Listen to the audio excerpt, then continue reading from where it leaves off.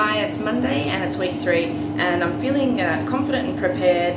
Well, I'm feeling confident about the material today, but I'm not feeling prepared. I'm feeling kind of scatterbrained actually. Even though I know kind of what I want to do today, I only just finished up writing my lesson plan so that I've got the sequence in my head, and I can't find my role, which is not the biggest problem here at uni.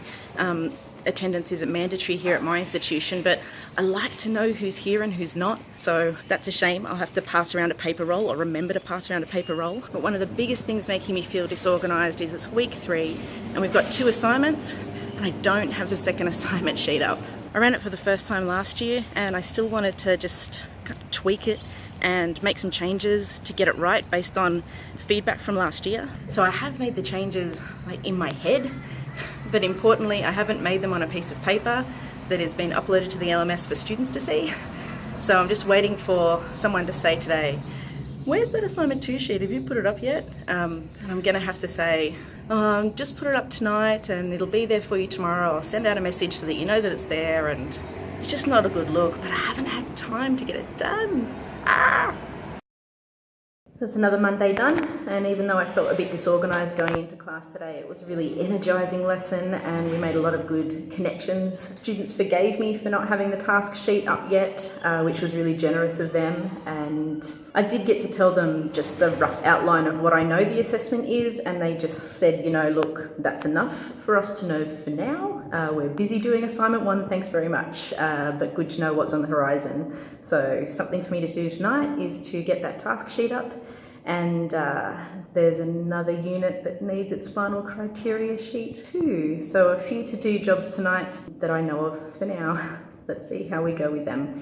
I also just realised that I hadn't been to the bathroom all day, which is how you know that you're really having a big teaching day. Sorry for the overshare, but all teachers know that it's true, and also ate my lunch at my desk. So week 3 certainly is starting to get real. Well, it did turn out to be a late one last night.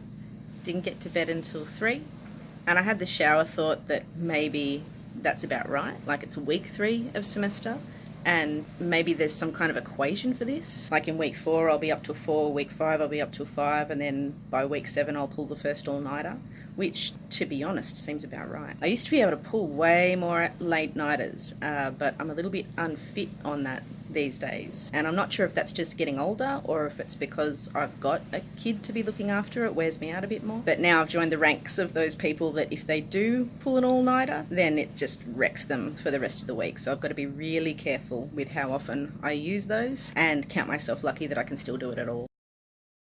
Thursday now, 8th of March. Happy International Women's Day. I forgot to do a wrap-up of the lecture earlier on in the week, and mostly it was because I was on such a high after having a really excellent lecture that I just buzzed around and worked like a machine for the rest of the afternoon, hopping from meeting to meeting, job to job. It felt so good. I had a student come up to me at the end of the lecture and say, geez, that was really good. How do you explain things so well?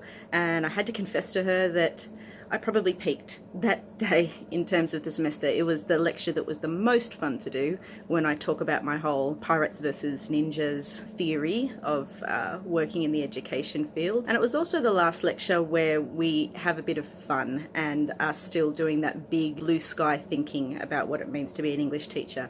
Next week the rubber hits the road and we really start thinking about assignment 2 and learning about lesson planning. And already this week in tutorials I can see students starting to feel a little bit fatigued as the workload creeps up on them. Workload's slightly creeping up on me this week, not too bad. I did realise when I was doing the reflection from last week that I'd said all this stuff about how I really needed to get stuff on Blackboard about assignment 2, and then at the beginning of this week I had talked about that task again, so still obviously hadn't got that task off my plate. And it's just little things like that that start to slip through the cracks once you've got lots of odd jobs to get done. But for the most part, I think I'm on track. I realised that I stopped doing my little rating system. I just forgot to make it part of the recordings, but that's okay. It's because most of the time I'm going in at a 4 out of 5 and leaving on either a 4 out of 5 or a 5 out of 5. By this time in the semester, once you're in week 3 and you feel a little bit more settled and confident, unless something is really happening to upset or derail the agenda, I feel pretty good about teaching. And it's those really, really awesome classes like the lecture on Tuesday that I leave feeling, a 5 out of 5 and just totally pumped. But overall,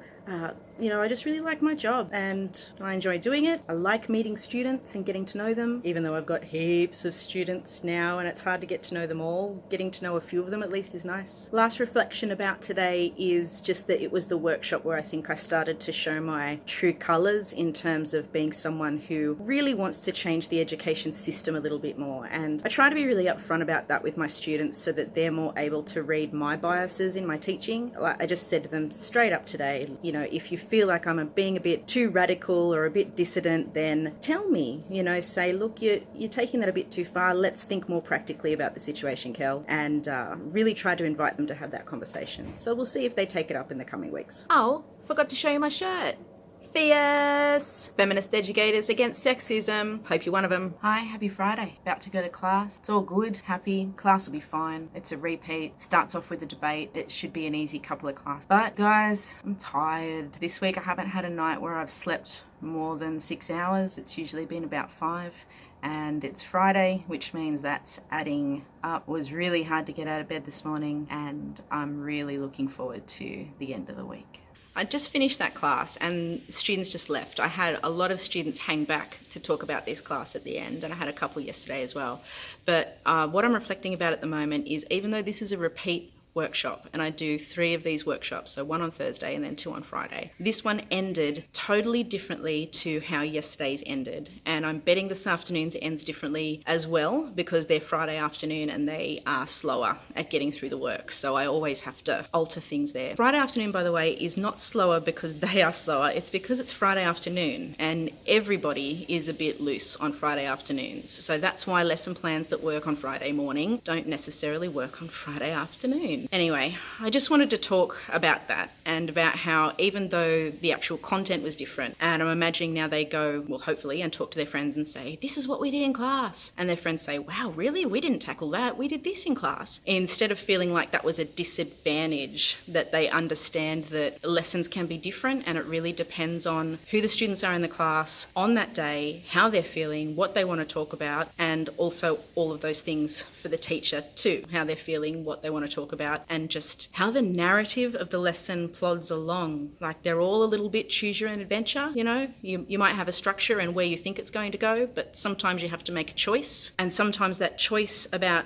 content and what to do with content in the moment leads you down a slightly different path than you would have done with a different group. So yeah, they're never all the same. Also, I don't feel tired anymore. Class was totally energizing as usual. Finished for the day, finished for the week, about to go home, and a final reflection on self-care. I've done pretty well this week with drinking a lot of water, which is great. Teachers have to make sure, everyone has to make sure they're drinking a lot of water, keeping hydrated. Eating lunch every day, which has been good, so still winning there. And I guess not really self-care, but I wish I had some lip gloss. I forgot my lip gloss all week and my lips have been sticking to my teeth.